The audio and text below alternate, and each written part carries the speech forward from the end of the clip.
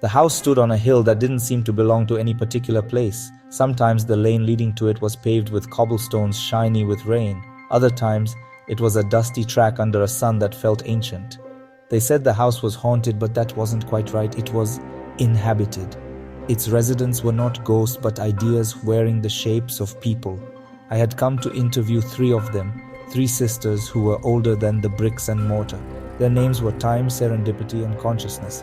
I wanted to understand the secret balance they kept, a delicate thing they called S times T times C. It was the quiet magic that holds a life or even a house together. Without it, things fall apart. My task seemed simple enough. Ask a few questions, write down the answers.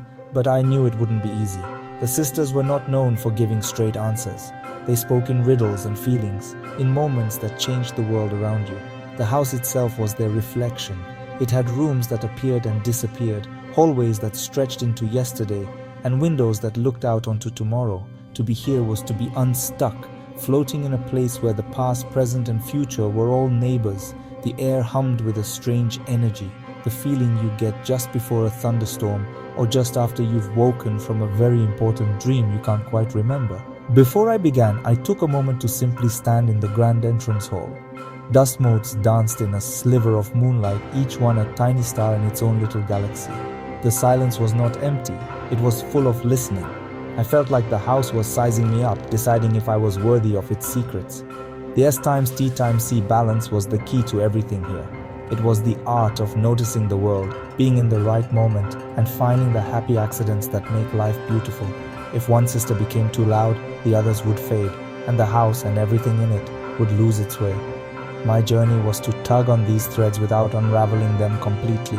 I carried an old notebook and a pen that sometimes wrote in ink the color of midnight.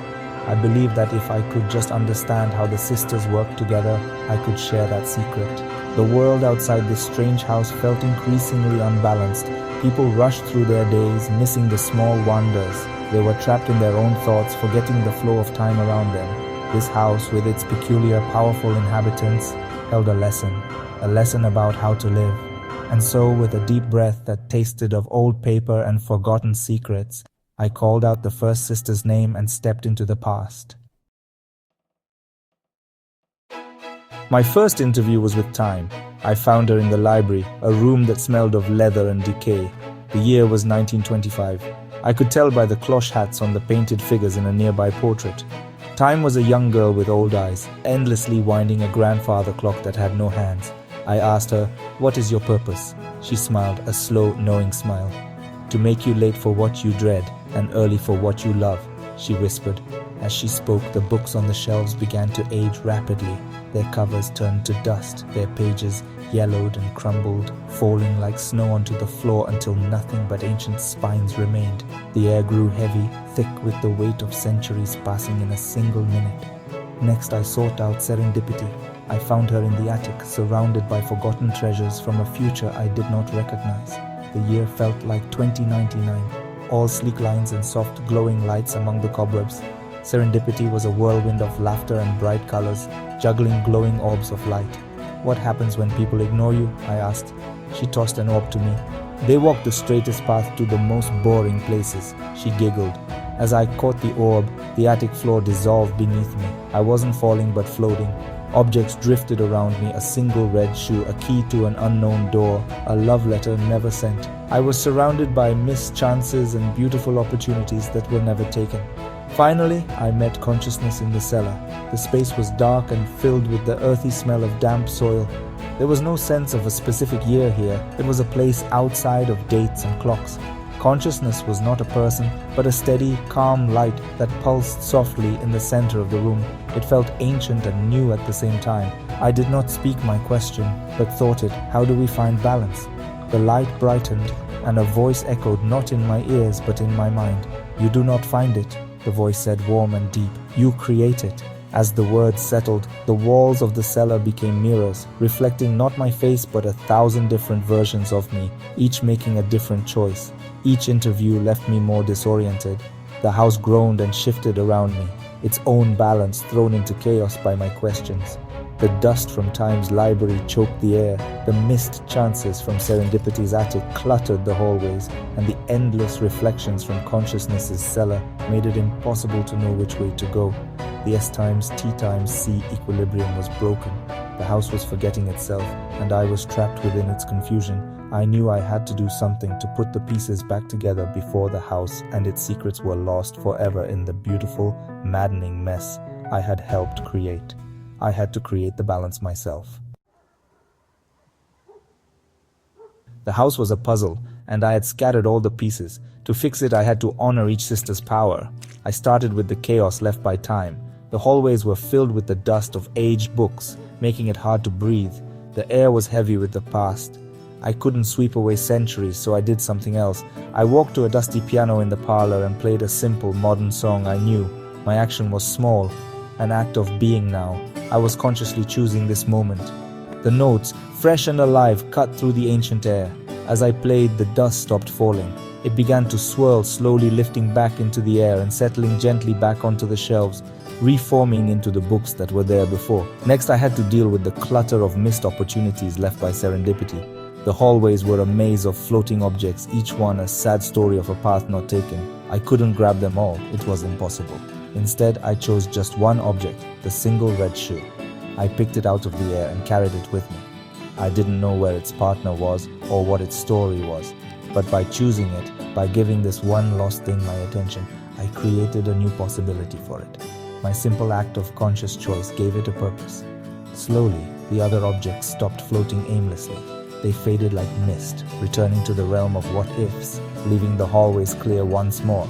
The final challenge was the cellar of mirrors, the work of consciousness. The infinite reflections were dizzying, each one a different me, a different life. I was lost in a sea of my own potential. To escape, I couldn't just close my eyes. That would be ignoring the sister's lesson. Instead, I stood still and focused on my own reflection, the real me standing in the cellar. I looked into my own eyes and took a deep, steadying breath. I accepted that all those other versions were just possibilities, not realities. The only one that mattered was the one who was here now. As I accepted this, the other reflections wavered and then vanished, leaving only one mirror showing me, standing in a simple, quiet cellar. Through these actions, the house began to settle. The groaning stopped, and the strange hum in the air softened into a gentle thrum. I had not defeated the sisters or reversed their magic. Instead, I had participated in it. I had used consciousness to anchor myself in time, and I had used that anchor to make a choice, creating a small act of serendipity. I had balanced their powers by adding my own focused intention. The S times T times C equilibrium was not something to be guarded, but something to be actively created, moment by moment. It was a dance, and the sisters had just taught me the steps. The house felt calm again, but it also felt different. It felt like it knew me now. With the balance restored, the house finally shared its greatest secret. I realized the building itself was a physical manifestation of the S times T times C principle. It wasn't just a place where the sisters lived, it was them. The foundation was consciousness, the deep, unseen support that holds everything up. The walls and rooms were time, constantly shifting, aging, and renewing, creating the structure of our experiences. And serendipity? She was the unexpected draft from an open window, the secret passage behind a bookshelf, the surprising ray of sun in a forgotten room. The house was not haunted by ghosts of the dead, but by the living, breathing concepts that shape our reality. The sisters, I understood now, were not separate entities to be interviewed one by one. They were parts of a whole, and they worked together always. My mistake was trying to isolate them, to pin them down with questions. Their strange answers and the chaotic effects were their way of showing me that they could not be separated. Time without consciousness is just a meaningless tick-tock. Serendipity without time is a storm of chaos with no place to land. Consciousness without serendipity is a locked room with no windows or doors. The house and our lives need all three to feel whole, to feel like a home. So how can you find this balance in your own life? It begins with noticing. Pay attention. Listen to the tick-tock of your own life, the rhythm of your days. That is you, engaging with time. Don't just rush through it. Then be open to surprises. Take a different street on your way home. Talk to a stranger. Try something new, even if it's small. That is you, inviting serendipity to tea. By doing these things, you are not just a passenger in your life, you are a conscious participant. You are the one choosing to play the song, to pick up the shoe, to look in the mirror. You are the C in the S times T times C equation. I left the house as the sun was rising, casting a warm golden glow on the path. The house didn't vanish. It simply looked like an ordinary old house on a hill now. But I knew its secret. The balance it taught me is not a complex formula but a simple practice. It is the art of being present, consciousness in the flow of your lifetime, while staying open to the wonderful accidents that await, serendipity. Look for it in your own day. Notice the quiet moments, embrace the happy chances, and be aware of yourself within it all. The magic is not in some haunted house on a hill. It is right here, right now, waiting for you to create it.